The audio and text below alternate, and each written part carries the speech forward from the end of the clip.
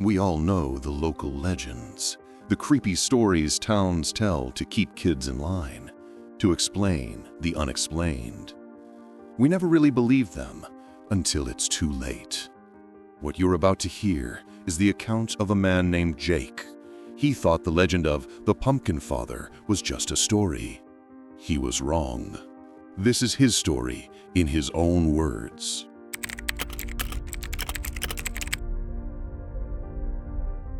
My name is Jake, and I used to live in a small town in Iowa. I won't say where, for your own safety, especially this time of year. Our town had a legend, a ghost story about a figure called the Pumpkin Father. They say he was once a farmer named Keller who lost his mind after his family died in a fire. His grief twisted into something monstrous. He started carving pumpkins with these horrifying, anguished faces that looked like his lost children. The story was that he'd kidnap people and replace their heads with his pumpkin creations to build a new, twisted family. I never paid it any mind.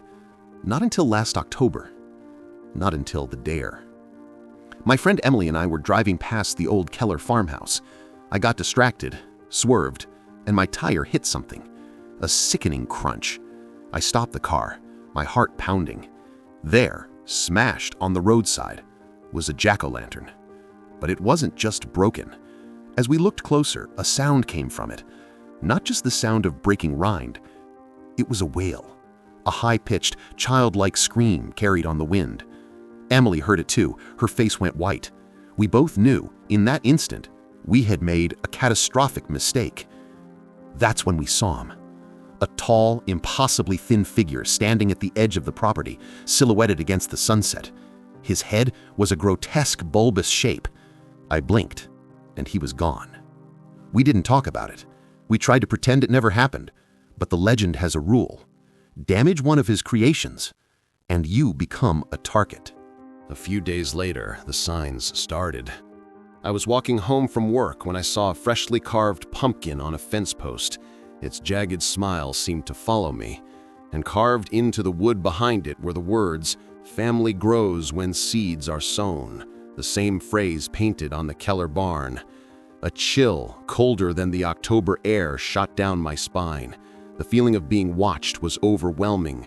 Empty streets, just the wind and the rustling leaves. Then I got home, and my blood ran cold. There on my porch was a pumpkin, but it wasn't just any pumpkin. It was carved with a face so perfect, so lifelike, it was impossible. It was Emily's face, captured with terrifying detail, right down to a small scar from our childhood. I called her immediately, my hands shaking. "Jake? What's wrong?" she answered, her voice tense. Before I could speak, I heard a crash from her end, the sound of breaking glass. "Emily!" She dropped to a terrified whisper. "Jake, there's someone in my house. I think it's him. The pumpkin on my windowsill, it has your face." Then a scream, a gut-wrenching scream that was cut off abruptly.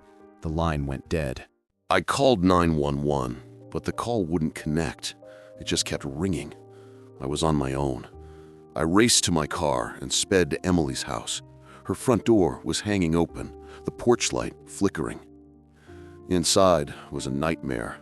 The living room was torn apart, and on the floor, leading down the hallway, was a trail of hundreds of pumpkin seeds, glistening with something wet. I followed them to her bedroom. The window was shattered. On her bed, another pumpkin. This one had my face, carved into a mask of pure terror, a silent scream, frozen in time. A note was tucked beneath it, written in a shaky, ancient hand. "The seed is planted. The harvest approaches. Family waits at home." Home. He meant the farm. I turned, but it was too late. Something hard struck the back of my head. The last thing I saw was that tall, thin silhouette, the glowing pumpkin head, looking down at me with a sadistic grin. I woke up in a cold, dark root cellar. Emily was there, tied up, terrified. The smell of earth and decay was suffocating. Then he came, the pumpkin father. His jack-o'-lantern head glowed with an unnatural light, the carved face a mockery of joy. He grabbed Emily and carried her upstairs, ignoring my screams.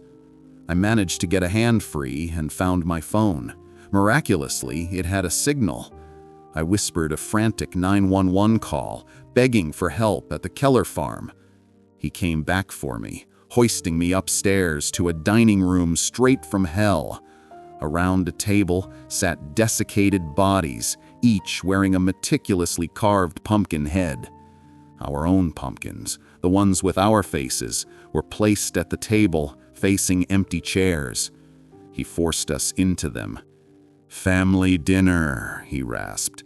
"Family forever." He stood behind Emily, a rusted carving knife in his hand. "Time to wear your face," he whispered, raising the blade to her throat.